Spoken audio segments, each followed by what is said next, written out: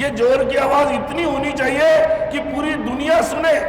दुनिया में अगर कोई ऐसी शक्ति है जो इस अराजक को अप्रत्यक्ष रूप से सपोर्ट कर रही है तो वो भी समझ जाए, और जो लोग शांत बैठे हैं वो लोग भी जग जाए कि भाई दुनिया में, भारत के पड़ोस में ऐसी शक्ति नहीं रह सकती। और इसलिए ये मुद्दा हमारे लिए बहुत महत्वपूर्ण है।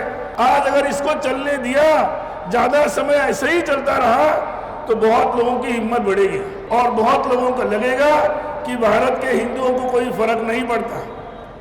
हम आसपास के हिंदुओं पर कितना भी अत्याचार कर ले, इन्हें फर्क नहीं पड़ता।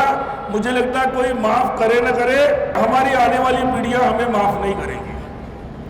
हमारे आने वाली पीढ़ियां पूछेगी हमें, जब भारत का विभाजन हुआ शायद हम उस पार्टीशन को रोक नहीं पाए, लेकिन उसके बाद अब देश में किसी भी ऐसी प्रकार की, हमारे आसपास में कोई ऐसी शक्तियों को हम पनपने नहीं देना चाहते। अगर सहन करने की आदत से निकलेंगे नहीं तो फिर ये शक्तियां बढ़ेगी।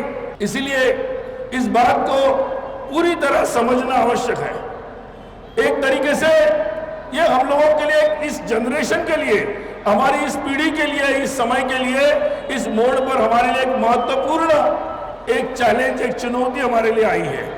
और इस चुनौती को हम लोगों को स्वीकार करना जरूरी है कि हम लोगों का संघर्ष एक रैली तक सीमित नहीं रहेगा।